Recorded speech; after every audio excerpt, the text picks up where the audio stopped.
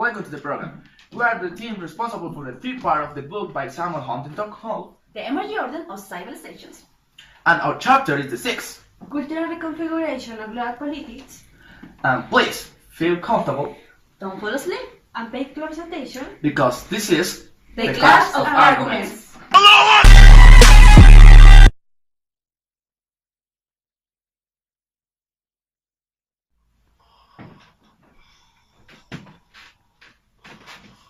Oh shit. Oh God, what happened? Oh, how are you? Luis, I'm so tired. But... You knew that the Vatican is one of the smallest states in the world. They call it a microstate?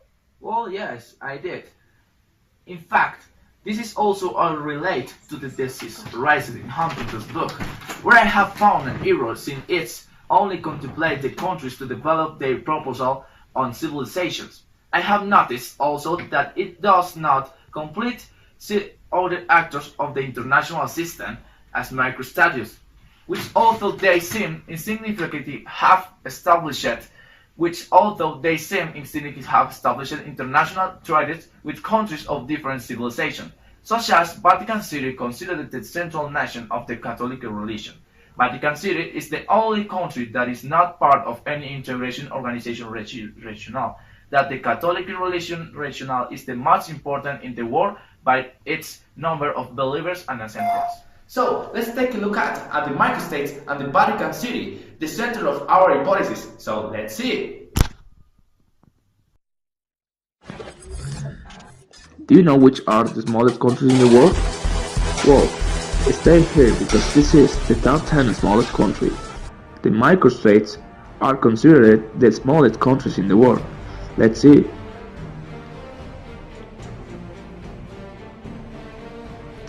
Malta, with area of 316.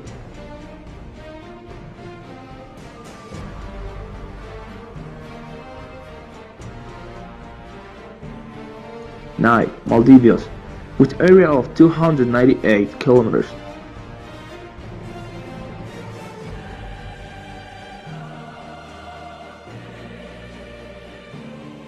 7. Saint Kitts and Nevis, with area of 261 kilometers.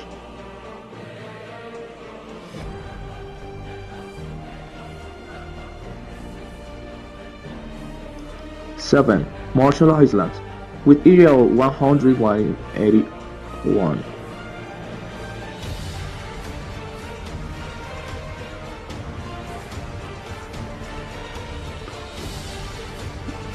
8. With area 161.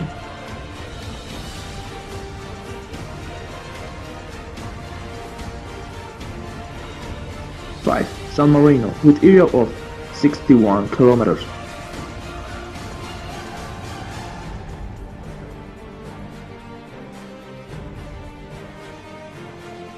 Tuvalu, with area of 26 kilometers. 7.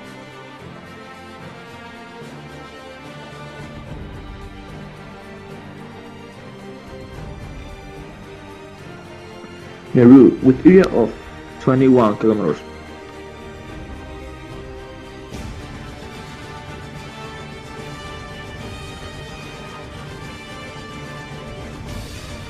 Monaco, with area of 1.95 kilometers.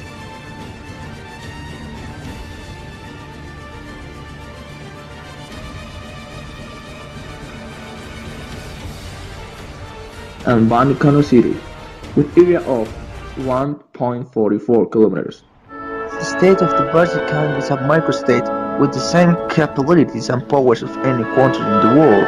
Considered the smallest western country in the world with an area of only 0.44 kilometers and 8 inhabitants, is recognized as the central country of religion Catholicism, which does not prevent it from having diplomatic relations with the countries of different religious beliefs, such as the countries of the Middle East and the Muslim civilizations. It is also the only country in the world that is not part of any regional integration bloc, despite the fact the religion most important in the world is the Catholic. So it is evident that Samuel Huntington omitted weight factors and did not take into account some important actors, in this case microstates. The Vatican is a clear example that some countries important for certain culture are able to establish relations with countries of different civilizations, where the cultural factor is overcome.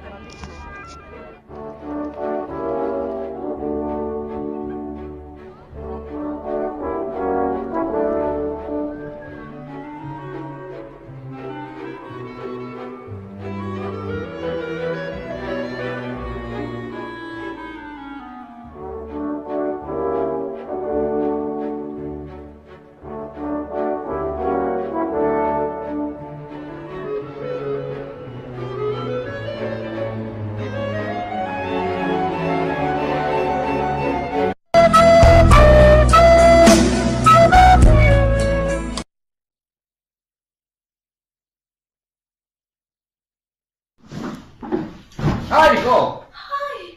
Do you read the chapter on international organization? Yes. And can you explain me why Huntington hypothesis about this is incorrect? Yes, of course I can. Okay, bye.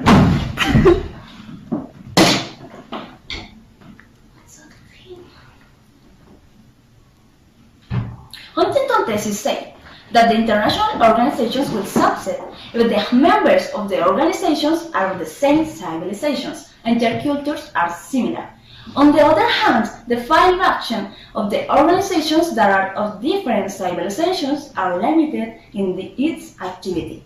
Huntington speaks of international organizations in a very general way, but doesn't take into account that there are different types of international organizations. Only refers to those that fit their arguments as they are intergovernmental. However, that there are the rest. Here is the same as in all its central argument. Doesn't take into account what it does not like or does not agree to speak. That is why we have decided to take and what it discard. 2,000 years later.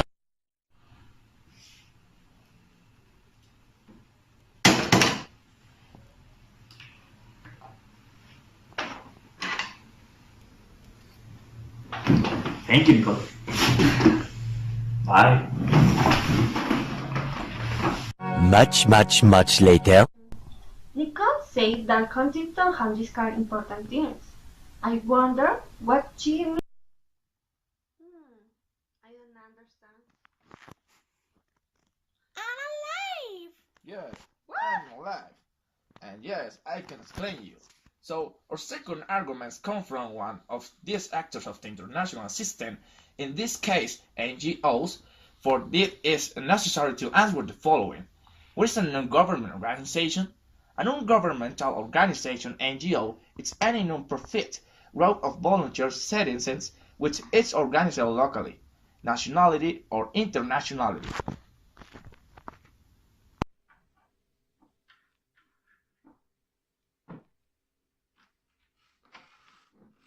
Hi!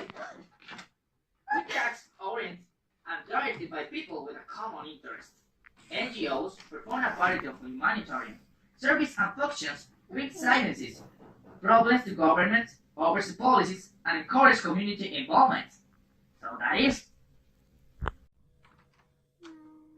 So, what is your contribution? From the above, it can be decided that an NGO is formed by a group of volunteers. Therefore, these organizations are made up of people from all countries of the world. That is, from a civilization. However, this is exactly the opposite of what Huntington says. Well, let's continue with why do they meet? So, what is the goal? I don't know. I'm tired. But thanks. Oh.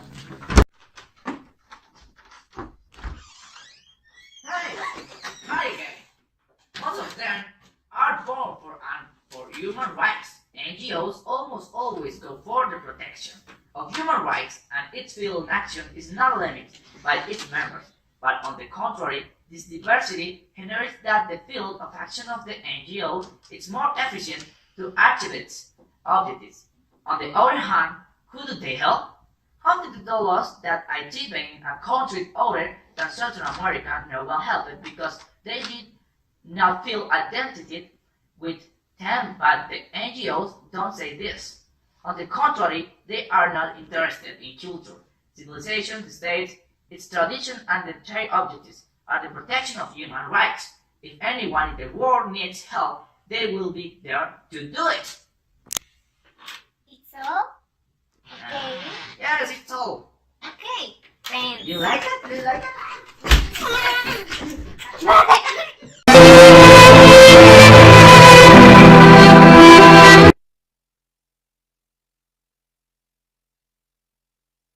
We can also point out that continue to cross over Japan as an isolated country and doing the failure in economic integration with our civilization.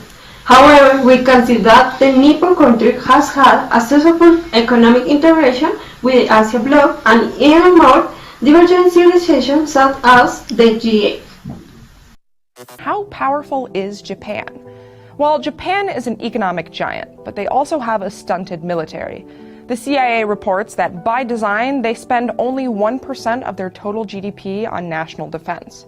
After World War II, the Allied forces made Japan revise their constitution and add an article stating that the Japanese people forever renounce war as a sovereign right of the nation and the threat or use of force as a means of settling international disputes. Then, in the 1960s, to further solidify that mandate, Japan and the US signed the Treaty of Mutual Cooperation and Security, which gave assurance to Japan that the United States would defend them against any threats. It also gave the US access to and control over a few military bases on Japanese land. So that's why Japan's military is currently so small. They have approximately 250,000 active military personnel, which ranks them 22nd in active military manpower. So does this mean Japan isn't powerful? No. Economically and politically, Japan is a global leader. Their GDP, which is valued at almost $6 trillion, ranks third in the world. Huge tech and machinery companies like Mitsubishi, Kawasaki, and Toshiba produce some of the finest electronics, automobiles, and military gear on the market. They also have enormous political power. They provide 11% of the UN's budget, making them second only to the US in that respect, and they have extremely close ties with the United States. Plus, their economy has remained strong despite multiple recessions, as well as the 2011 Fukushima nuclear disaster. If Japan were to expand their military, they would surely become an international superpower. But as of now, that doesn't seem like a real possibility, as recent polls show the majority of Japanese citizens prefer their current military arrangement. In conclusion, Huntington described his main argument leading to emerging in the mid-20th century as a non-governmental organization and the principles that govern it. In the same way happens with the microstates, which despite not being of great relevance in the emerging organic civilizations are part of this, and the case of the Vatican State isn't only the microstate smaller but also the most important being the representation itself of the civilization as it is the once there, where most of the population are Catholics.